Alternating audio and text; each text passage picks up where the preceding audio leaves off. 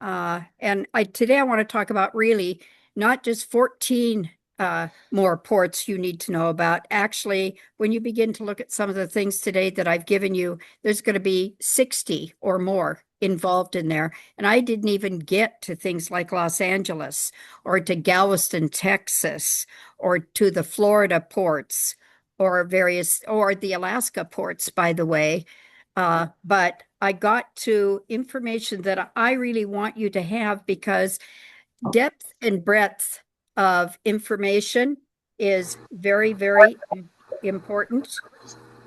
Sandra, if you're not muted, would you please mute? And Carol Elliott, you're not muted. I don't even know what I'm doing.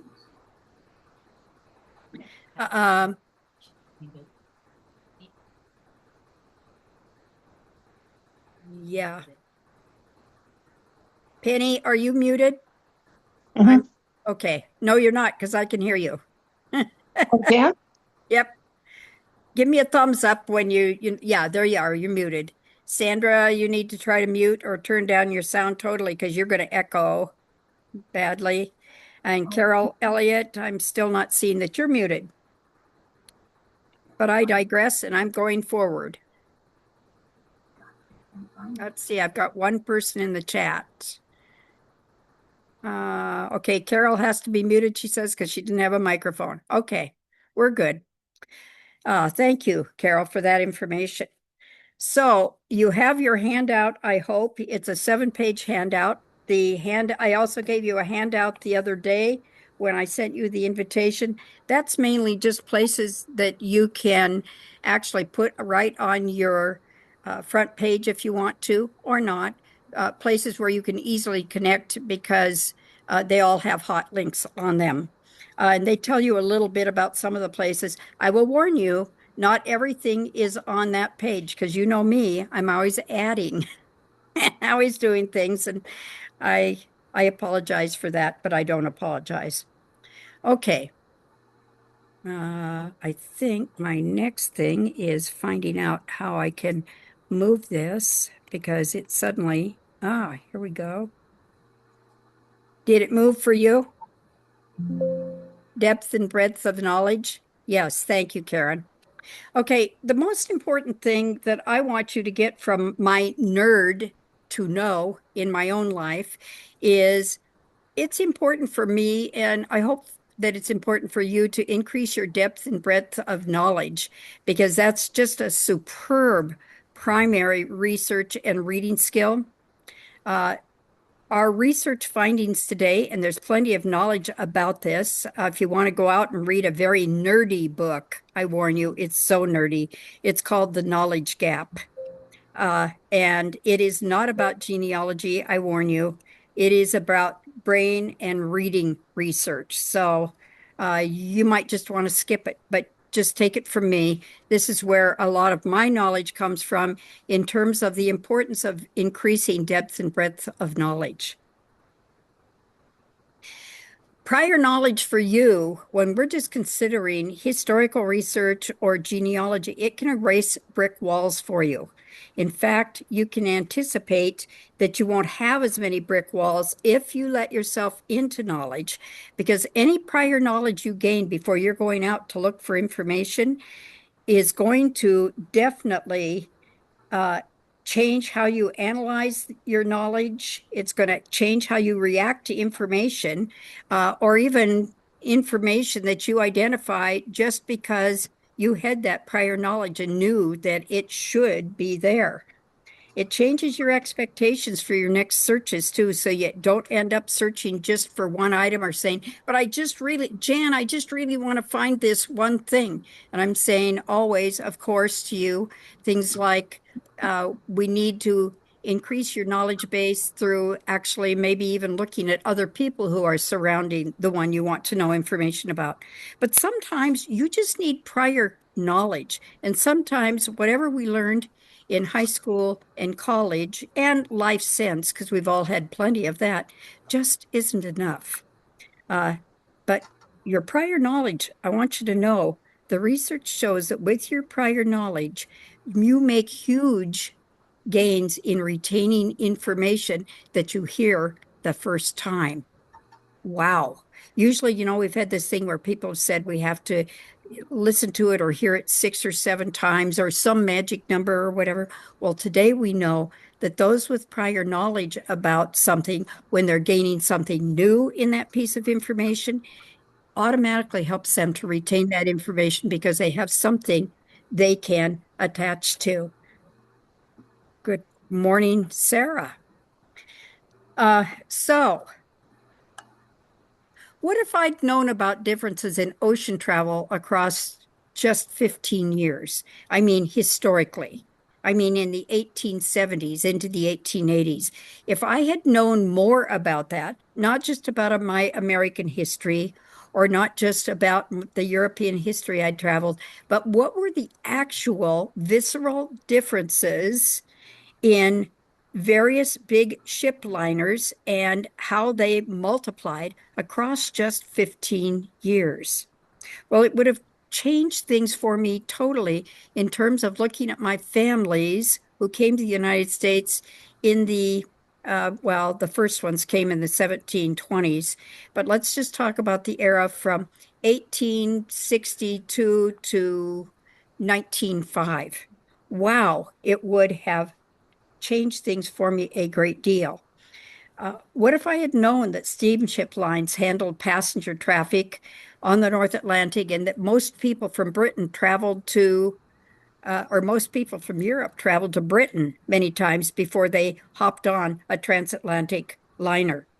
Because travel changed that much between 1865 or so and 1872.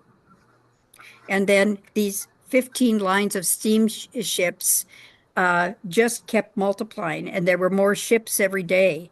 And so it really changes things.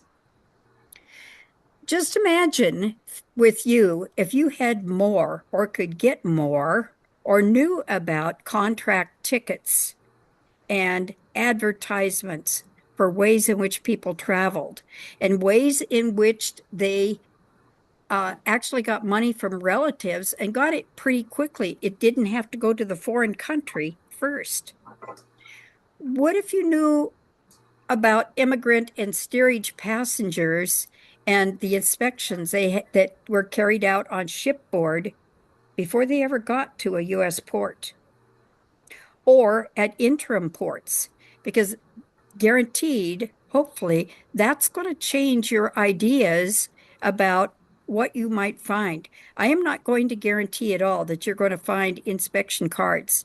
I am going to tell you with the site I send you to today that you are going to see examples of these things so that if you're looking at great grandpa's or grandpa's stuff, or even thinking about your latest travels, like to Spain or to Europe or to uh, Canada, that you think differently about what you save. Maybe you save those tickets that you automatically have, and you don't just put them in a private book for yourself, but you make copies of them for your daughters, your sons, your grandchildren, or for other people who are interested in travels and what happens right now.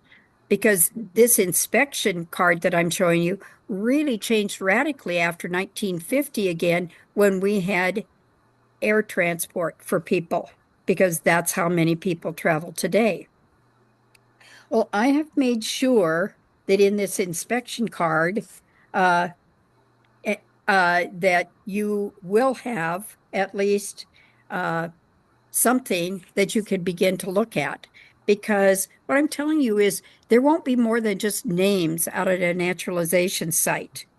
There won't be more than just names or places, although these are really valuable when you look at ship lists, or you get really excited because you've been out on Ancestry or My Heritage or Find My Place, uh, Find My Family, because what you've done is you've been able to identify where something is. Uh, Maybe you'll even think about daring to ask for more if you know where to find some more of what I call the s'mores. I know we have these ideas about s'mores from camping and how good they taste. Well, let me tell you, the s'mores you're going to be able to find examples of are going to give you more ideas about what you can write about with your families. You're going to be able to find out more about time and place of entry for your families, the conditions, especially that were present. Boy, the difference between steerage in 1862 and the difference in steerage in 1900 is monstrous. So don't think that the conditions did not change. They changed because of a law that was made in 1882. So can you find out more about the laws that will help you? And can you write about that? I hope you can. And I hope that you can begin to share your knowledge with others. See, I thought, and I'm showing you here my naturalization card from my Andreas or Andrew Beck, my great grandfather, when he came to Norway. You can see that this card was filed at the district in Wilmer, Kandiyohi County, Minnesota. And it's really neat. He doesn't have an address, but I know this is him. It tells me where I can find this in a book, C 436. It tells me his country of allegiance, which is Norway and Sweden, which was absolutely true at the time that he came. In the 1870s because they were still together. Doesn't tell me his age or birth because nobody recorded that, but I know it might be available in that volume and page. By the way, when I looked at the volume and page, birth was not available. The date and the port of arrival in the United States was not available because these people were more interested in when he actually was naturalized in 1899. He was thinking that he would move on from Minnesota by that time, and he knew it would be really important for him to go on and get a naturalization because he couldn't apply for a homestead out in North Dakota if he didn't have that. So you always watch those pivotal dates because he'd been in the country for almost 20 years at this point, and he spoke pretty good English, broken English, strong Norwegian accent, but he did it. So we can find out a lot from this one. And so I thought I knew everything I needed to know about my Beck family coming to Minnesota because I knew that there were 6 in his party because someone else had looked that up elsewhere in a little letter that they had from their grandpa. So I knew that my great grandmother, Ingeborg, her son Andreas and his wife Martha, and my granddad Engvald, who was only 14 months old, and his 2 siblings came. But I didn't know where. And I thought, well, I'm just missing something somewhere. It'll come online or I'll find it. When I got the Minnesota naturalization paper, it's, that from that card, it still didn't tell me. So I waited a long time. I did not know that I didn't know enough. I needed some more knowledge. I need the depth and the breadth so that I could know what could be available at ports with their information. When we first started getting things that were online, of course, we were looking just at things like a ship's list, and we were happy to see that ship's list and see our family was there. Or we looked and we were even happy to find out the ship and to find ship pictures that were available so that we could put that out for our relatives and let them know what the ship's picture looked like. And that assumption colored my expectations for the next 20 years. I kind of went on because I had many things I was researching, and I'd gone to Norway twice and looked, and I thought the ship list that they were on was just one of the lost manifests because there are still many of those. And there's a lot out there that still isn't online, people. And so what I'm going to show you today is really valuable because it can be a substitute for the things you really want to find. So I did a Snoopy dance when I found a similar doc to what I was looking for in an archive. Now, I looked at this archive quite some years ago. And it's a free archive at this point. I hope he never changes it. I'm going to tease you a little bit. I didn't have my great grandfather's passenger list or contract or anything, but this man was showing me a passenger contract for a steerage passenger dated 1880. And I knew my family came in 1881, you see, although I didn't realize at that time that was the second time they came. Yeah, they came earlier and then went back and then came back. But this card, for what it's worth, is just 1 year prior to the immigrant journey that my family took. So it's valuable to me as an artifact to be able to look at and to say to my relatives when they say, what else did you find? I can say, well, I found this. This is a passenger contract in Norwegian coming through Liverpool, England. I want you to notice that near the top. And this is for a particular fellow, Engstrom, who came from the place that my family came from, Trondheim, Norway. And it's a little later than that, or a little earlier than them in 1880. And he's a Swedish immigrant coming through Liverpool, but he had gone to Trondheim. Do you notice that? That was his nearest place. He must have been a mountain Swede because that was his nearest place where he was, where he took the initial, what we call a small journey from Norway, hopped over to England, took a train trip the second day he was in England all the way down to the other end of England and got on a large ship. He was guaranteed that ship. He didn't know what the ship would be at that point, but he was guaranteed that. And notice that at the top it says he was guaranteed that he was going to Boston, Massachusetts, if you can see that. And that I think he paid $30 approximately for that. And he was in steerage, meaning he was in the cheapest thing. Bottom of the boat, didn't get up to the top side too much, but at this point was absolutely guaranteed some food. So that was good. But I took this as something that said, wow, this makes and helps me feel closer to my family because they evidently had a very similar contract just a year later. And I'd already seen their just single line saying that this family of 6 went from Norway. I had seen them go out, but that did not tell where they were going. It just said America. So this is neat prima facie evidence of the port in Boston and how active it was for the Cunard line that they would be on. Going through Liverpool first, however. Well, here's my family, my great-grandfather Andreas and my great-grandmother Marta. He always had the latest buy in a car or anything else. And here it was. So where did I finally find that information? I have still never found the information coming in at Boston. I'll tell you that.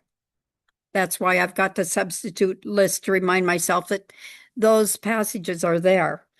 But I did find him many, many years later, well after 1900, he was coming through a U.S. Canadian port in North Dakota. And they asked him on that card where he had originally come to the United States because he was a U.S. citizen. And he said, oh, Boston, Massachusetts. And that's how I found it.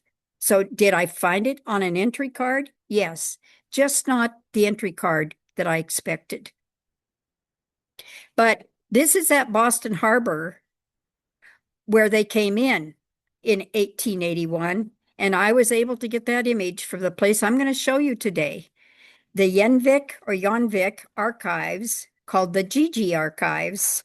And you notice I'm doing exactly what the person there has asked me to do, and that is carefully saying that I'm using this for educational purposes. I'm telling you, this site is stunning. It's so stunning that if you have grandchildren or other people that you can haul in front of your computer and you want to give them some lessons on what's possible to see, you need to take them there because they will take a deep dive, a really dive. I'm just showing you stuff from Norway at this point, but it's from across the world. This is an absolutely wonderful site. Don't worry about getting the site right now because I'll give it to you and you've got it again on your other handout also.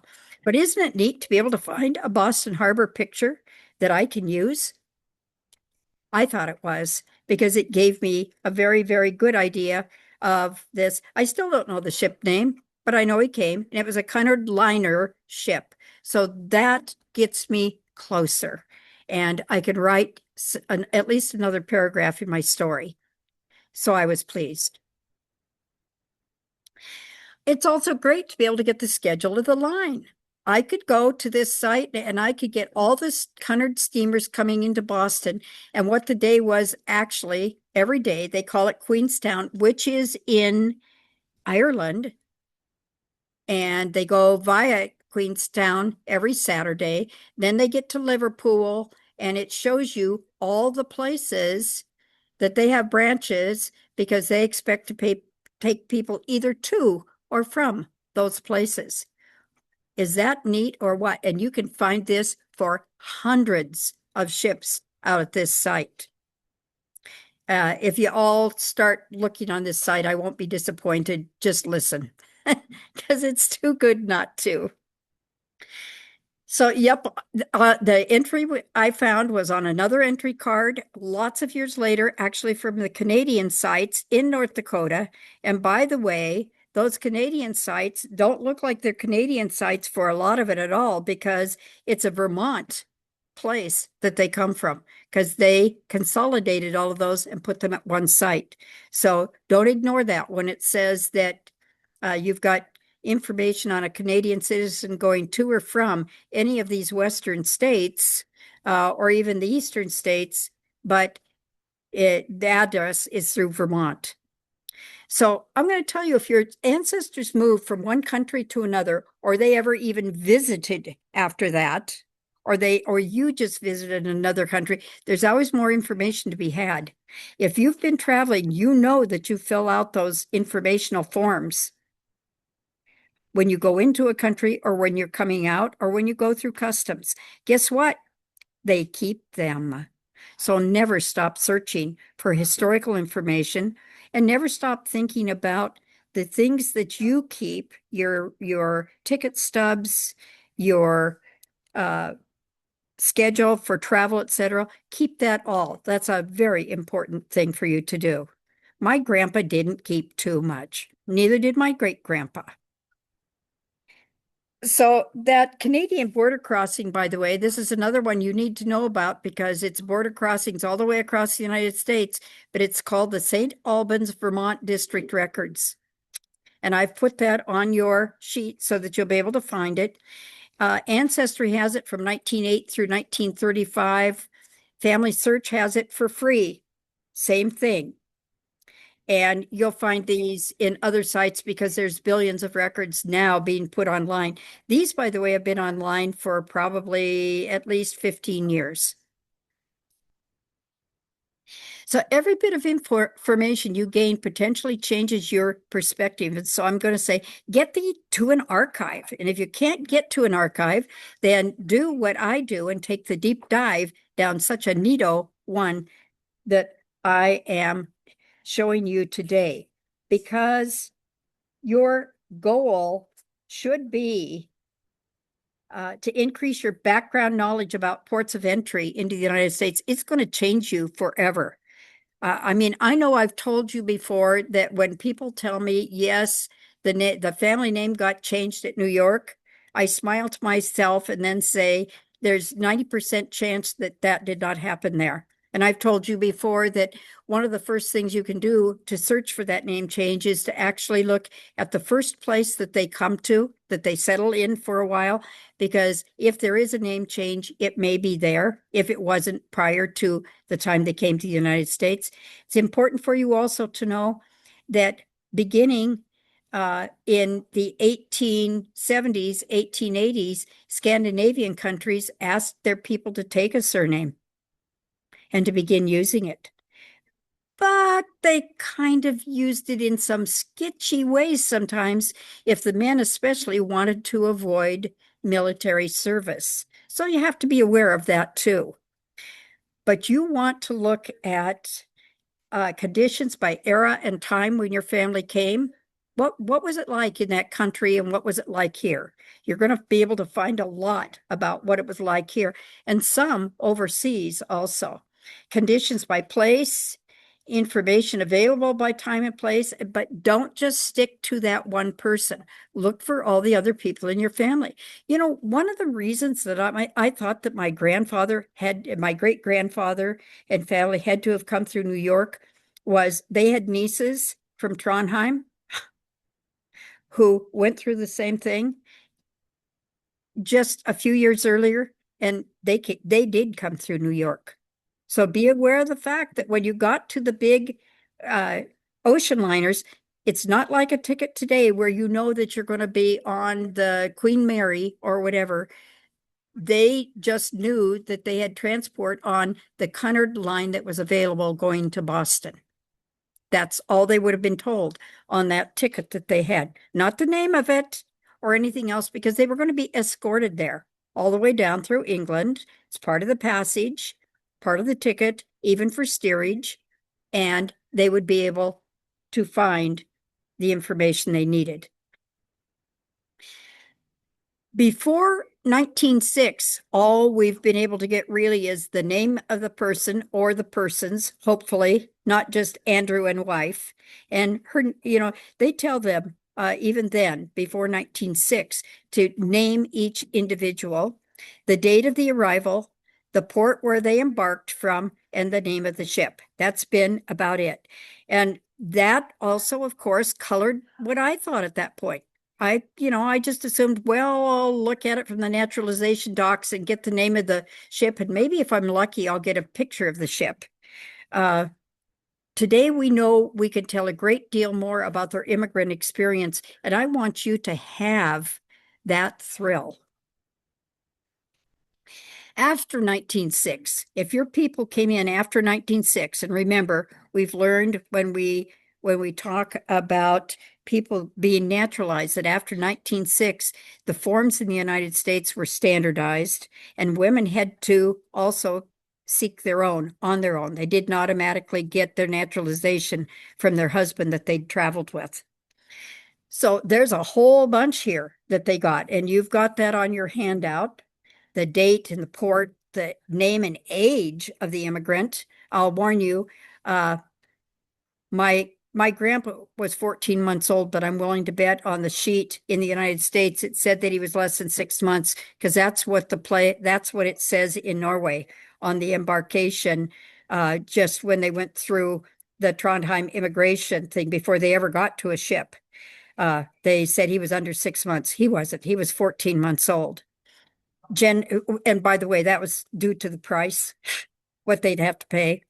Gender, marital status, occupation, where they were citizens of, last place of residence. That's a little sketchy sometimes. Name and address of a relative or friend in that country and in this country, both. I just found that my family, it just said they were going to America, to a brother. That was it, going out of Norway. So it wasn't all that is here. You just need to know that even though the rules changed, people who were writing down the information didn't write down everything. I sure wish they would have written down physical descriptions of these people, but I haven't found any for my family.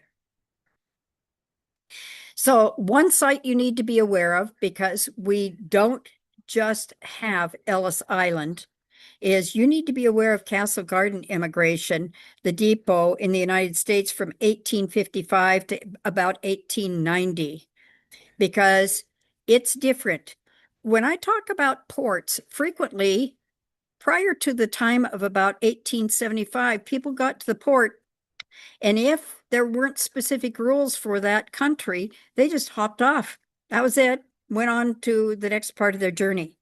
But Castle Garden is a place in the United States where we specialized early on in doing some different things with some immigrants and saying, yes, we'll take some of you, but we won't take all of you, especially not if you're blind, Not if you're extremely crippled, not if you're crazy, not if we can note that you've got some kind of a disease, we'll send you back. So when you look at information between 1870 about at Castle Garden, it changes dramatically because we have inspections of each immigrant, and those inspections didn't occur when they got to the shore. They were inspected on the ship, and the ship was thoroughly inspected beforehand. So just getting to shore, I'm telling you this, just getting to shore means they've already passed at least 2 inspections on board. First of all, if the ship was not worthy, they were all rejected. There were only a few of those, but they did happen. And second of all, every immigrant, including every child, was inspected on board by doctors and other people before they got to shore. And that's steerage, that's everyone. Although I'll tell you, first class, second class, and third class didn't suffer near as much of the inspection unless they found some kind of disease on board. Then they had to undergo a very different kind of inspection also. There's a steerage card that I've given you in your notes because this inspection card is pretty good for all immigrants and steerage passengers. It's pretty much what you would see, and I tried to pick one that was in the center. This is an 1894 steerage card, blank, from that wonderful GG archives. You'll be able to find it out there too. I would, no matter what, I'd put this as a sheet with my family as just a reminder of what they had to go through, because the inspection card was filled out by someone else with their help. Port of departure, date, name of ship, name of immigrant, last residence, inspected and passed, and, filled out by a ship's surgeon. And this is the piece of information that usually we get, and that is the number on the ship's list or manifest for this family. That's what you usually get on a ship's list. Just be aware that there were inspection cards behind this. Boy, I wish there were more of them available. Most of them were destroyed.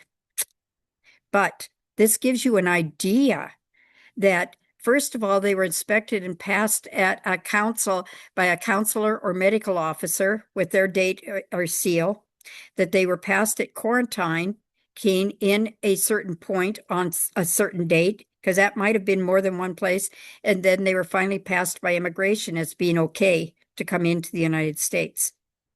And after 1906, for sure you'll find this a lot of places, if they saved them. If they save them. We're just lucky that this particular site at GG Archives has so many examples for us so that we even know what we're looking for if we see something and decide it might be important. Yes, there are family members who probably do have an example of this because it also got probably handed over, at least for an inspection at the railroad car if they were going westward. So here's a prepaid passage ticket. I've seen prepaid listed in Norwegian records. I've seen them prepaid in German records. When you look at what people were doing, say, well, someone from home in the United States, I mean, must have paid for this. Here's an example of one for the White Star Line where somebody had paid for this particular person in the favor of Mr. Frank or maybe Mrs. Frank here so that you could see it. And sometimes it said, well, this part is prepaid, but the rest has to be prepaid before you get off the boat. Just be aware of that. So it wasn't a total prepay all the time. There was a wish and a promise. And if you didn't have the money, you had to contact someone really quick, and you could do that via telegraph. I want you to be aware of that. From about 1855 forward, the telegraph was available for you and me as citizens, and you could do that. It would be harder for people on board to do that. They'd have to have someone on shore do it for them. Here's another prepaid passage receipt for a person. Keep this in hand so you can prove that you paid in 1891. Pretty cool. And here's one for the Cunard line contract again for a Norwegian coming out of Trondheim again, one of my favorite places to look to reassure myself that, yeah, there's documents there and they use them. No, when I've inquired, they tell me they have none of these. My next stop will be talking to the people in the Trondheim archives to see if they at least have their very own examples of this. By the way, this fellow, in order to get these, invested a huge amount of his money out online through the years to be able to get these, as people put up various pieces of ephemera like this and said, anyone want this? Of course we want it. Let's just talk briefly about some of these other things. The Mexico border crossing records from 1903 through 1905 are at NARA, the National Archives. They're crossing records, and they're pretty well all there. You're going to find these Arizona crossings, the California crossings, the Texas crossings, and so on. You're going to be able to find records for people. Before 1903, there are kind of records sometimes. So take careful notes concerning how they were recorded, who recorded them, and remember that your note-taking is an essential strategy with this. Don't think you'll do this later or that you'll put your notes down, because you're going to be so euphoric when you're looking at some of these sites that you'll forget. You'll say, oh, I'll do this later. And then you're going to have to go back and look again. I guess that's good. So at NARA, out at that National Archives for San Luis, Arizona, which was a port, 1929 to 1952. Now I want you to notice the date is different. It's not 1951. They didn't start their records till 52. So don't assume that you say, well, it should be at this certain point or whatever. Because these start in 1929. They're a little later than other things, but it does tell you where they are available. They're available at the National Archives. You'd have to send for them, and I don't recommend that. You can find them at Ancestry for free out at any NARA facility, any National Archive facility, including the ones, for instance, out in Seattle and down in Denver and the like. Or you can find them out at Ancestry, and you know that costs money. Or you can find them at a library that has Ancestry, or a family search affiliate library like we are in Great Falls, because we also have them for you, and they're not locked. Be aware of the beginning and end dates for all of these in every country. I'm just showing you this with Mexico. Look for names and alternate names. Keep your names in front of you and put down every new name or slightly different thing that you see, because that can give you some clues about possible name changes, or even better, their nickname, because many of them had nicknames and used them. Record each possible match, and if you stick with the site and you're through it, you say, shoot, Jan, I didn't find anything. Write a note about it where you found nothing. That's just as important as what you do find. You don't want to go back and do this again, at least until they say, hey, there's more records from Switzerland, or there's more records from France or England or Syria or whatever. You have this Mexican port information in your file, so I'm not going to spend any time on this, but it includes way more than some other places, simply because in the Mexican ports, I want you to remember that the female's maiden name is always recorded. That's very different. You'll also find it in Spanish records and in some records in Central and South America, just because of the naming traditions. So remember that. Another great site that's been around for years, and he has morphed and put this site many places. It's not just about ports of entry. It's about everything to do with immigration that you can think of. It's Joe Bean's Baltimore port site and more. He's now at www.genesearch.com. He does way more. He has looked up gap years for various things that others have not done, like 1820 to 1842. If you looked occasionally in the United States records, you would think nobody came through Baltimore, but they did. They just did things a little differently. By the way, I found my grandma Mary Nanick Lee here, along with her mom and her 5 siblings. Can you imagine being a woman with 6 kids on a ship, even for the 12 to 14 days it took them to come to the United States in 1886? I can't. She had to be a sergeant, is what she had to be. So here's the archive I've been teasing you with. Again, it's an independent online archive specializing in social history. He founded this in 2000 when he started collecting various kinds of ephemera and said, hey, maybe I could share these. He's dedicated to preserving and sharing primary source materials with students and historians. If your students or your grandchild's history teacher doesn't know about this site, they need to know. It is absolutely fantastic. And I do have it in your notes and your site. It's not a problem. But there are neat lessons here that you can share with your kids. Hey, grandparents and great-grandparents do know stuff. And what I love about this is none of this is formulated through AI. It's good stuff. So I'm showing you passages here and ways that you could get into things, and I've done this on your notes. You can just go to GG Archives Home and then go to ocean travel, which is only one of about 10 big topics that he's got, and get into passenger lists, etc., and then go to the one that you want. You can even go all the way down to the ship line that you want if you've looked back at that naturalization record or looked back at that ship list and discovered what your family came in on.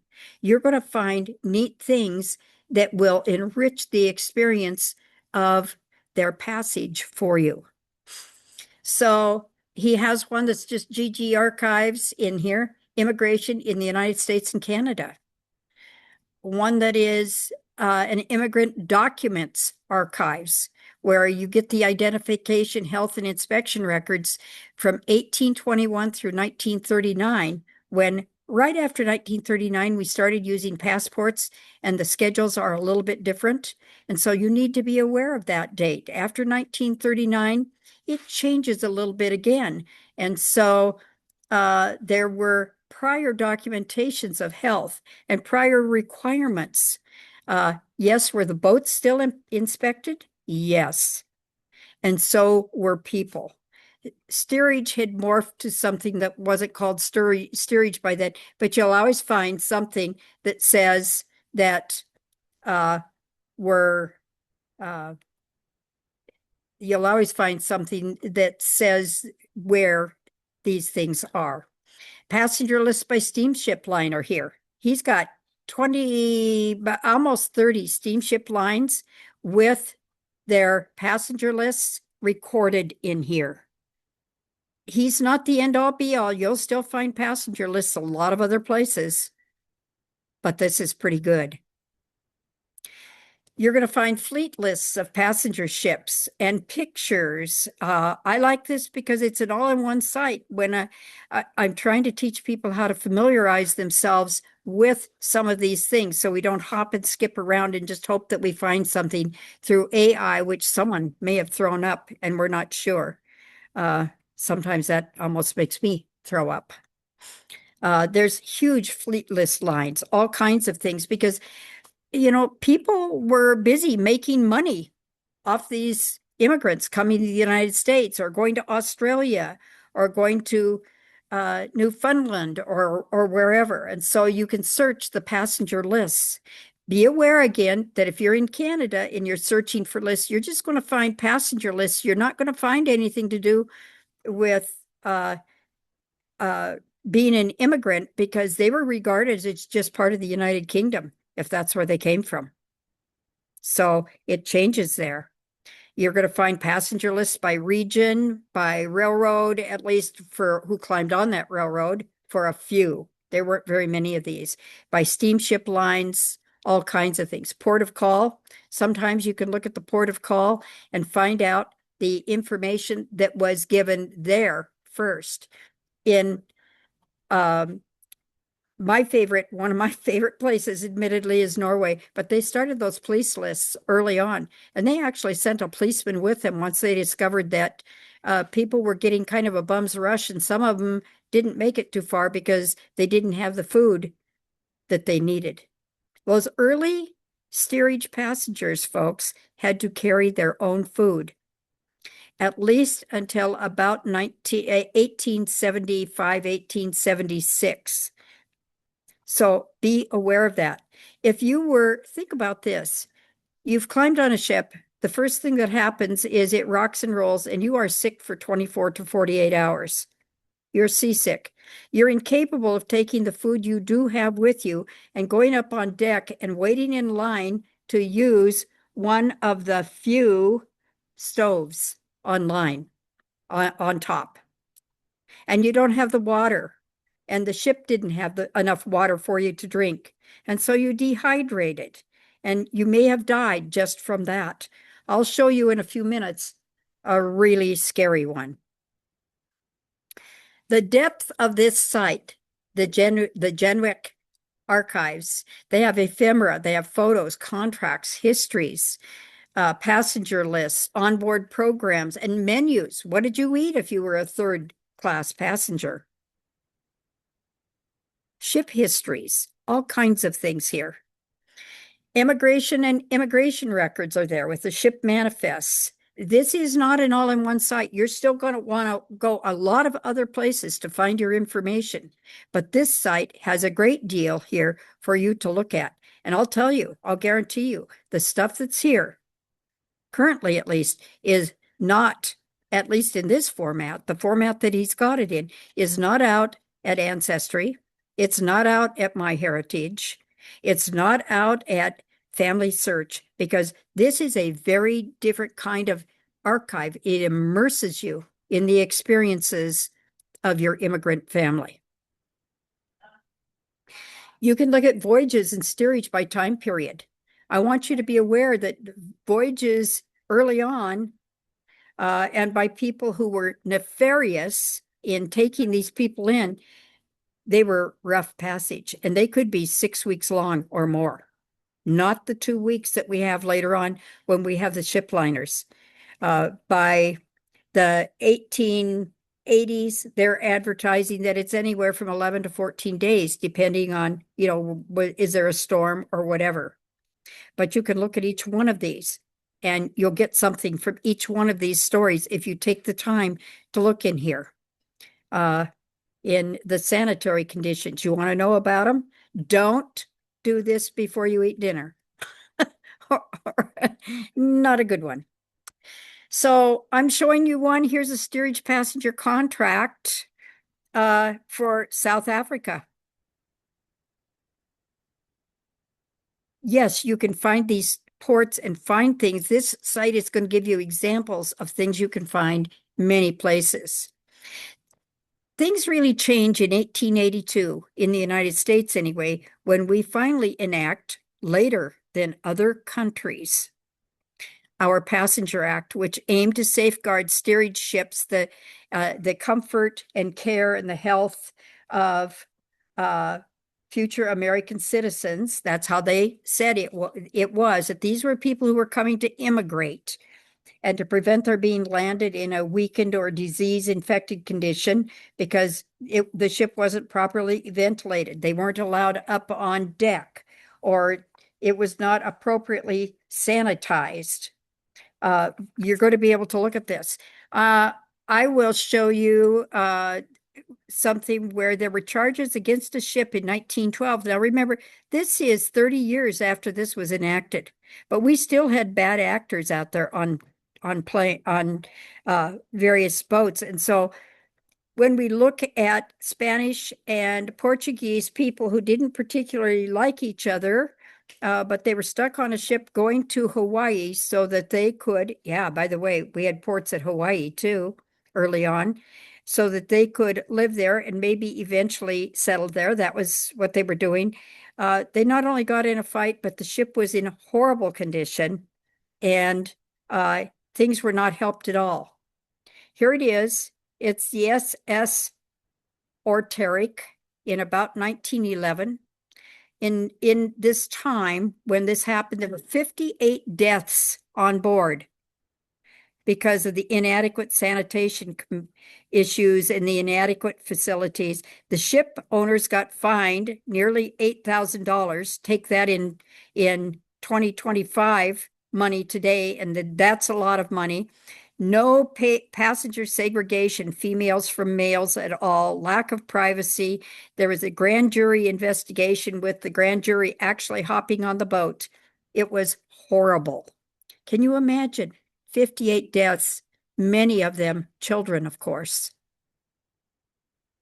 So realize that there's an overarching period of time between a law and what people actually did. Realize that this was not investigated until they got to Hawaii, and they'd been far longer on the ship than they thought they would, so they had inadequate food. So broaden your education a little bit as you think, even if we had the law in 1882, there were people who had intended to go around that law or didn't care. I haven't even gotten to talk about Seattle ports of entry, but those things are available in NARA, and there are some also available out at Ancestry, and there's a bunch available out at Family Search. They're arranged by ship arrival dates.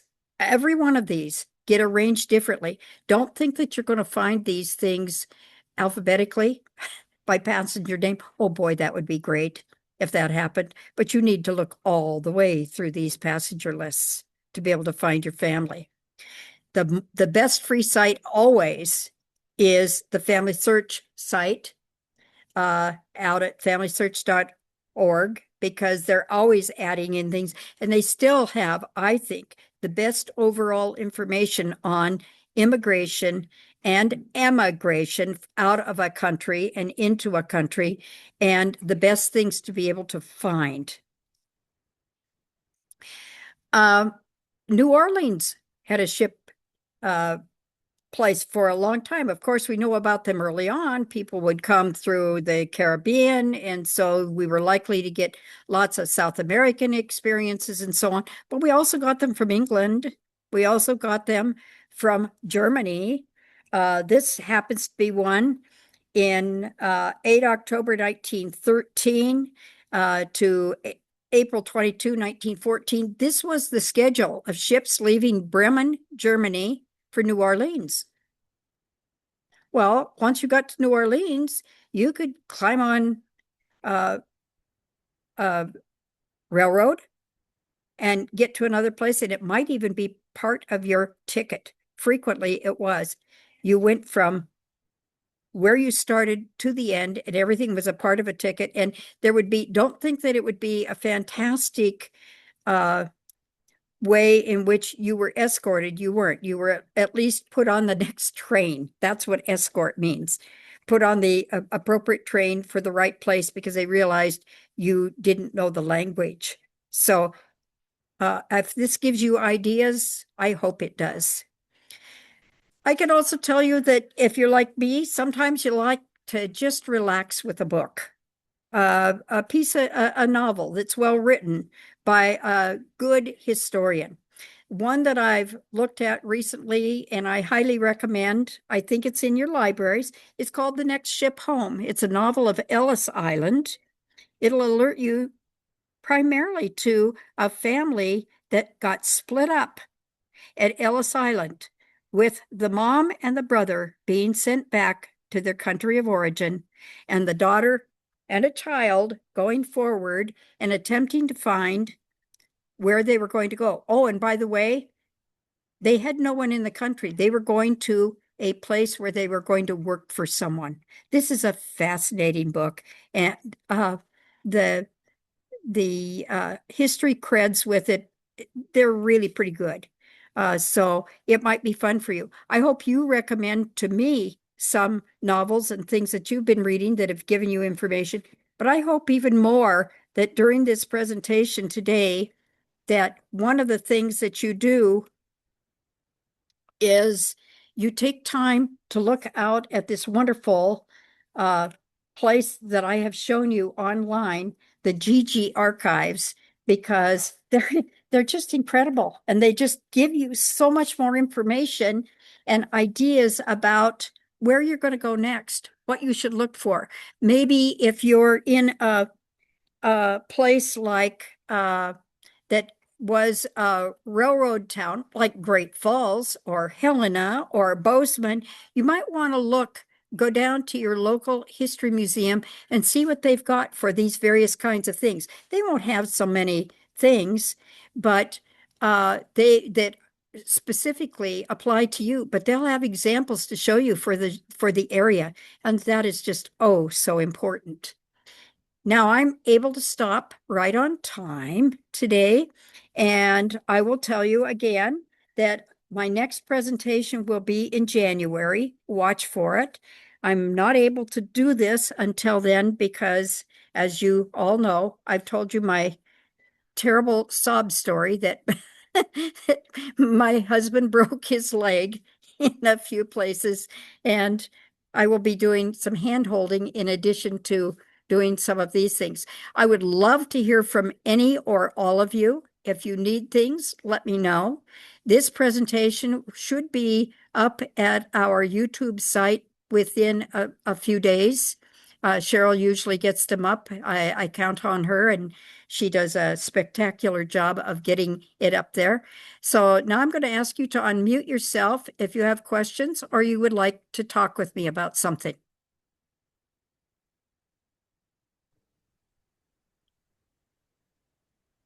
So there's Sarah, and she's in her car. I can tell. I am.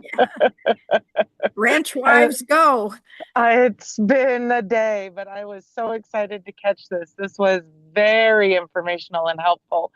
And I cannot wait to get on the website. I have so much to catch you up on. I found my great-great-grandfather in Norway and his real name and the ship he came over on. And so I'm hoping, I'm excited. And for the rest of you, Sarah has had this puzzle from a man who was a great storyteller in her life. I think he told everything but the truth. He's kind of like my person that I call liar, liar, pants on fire in my family history. It seems like we all have one that, they kind of prevaricate or change the facts or whatever. Well, Sarah's changed a whole bunch. So good for you, Sarah. Yes. I'm looking forward to seeing you in the library. Anyone else? No? I look forward to seeing you again. It's always such a pleasure to be able to do this and to be able to have fun with you all. Pass on the information to other people. There isn't anything here that I wouldn't have you pass on. Be very, very careful at the GG site by the way in which he has put this stuff together at this site. He is allowing all of us to utilize his information. He also has stuff that he sells to movie companies and all kinds of things. I mean, he's a real treasure. And hopefully he'll keep this for us and keep it out there. But if you really want to find out and have experiences about the era or the time in which your family came, you're going to find it here. So with that, I am going to sign off. Goodbye, Penny and Karen and Bye, thank Deb you. Thank you. and Sandy Dick and and Susie. Thank you so much for the day and the time with you. And I'll see you soon. I'll keep you up to date as to what's happening. Thanks, Jan. Have a nice holiday. You too. Happy holidays. I have to cook. Oh. Oh dear. Me too. Okay, I'm ending now.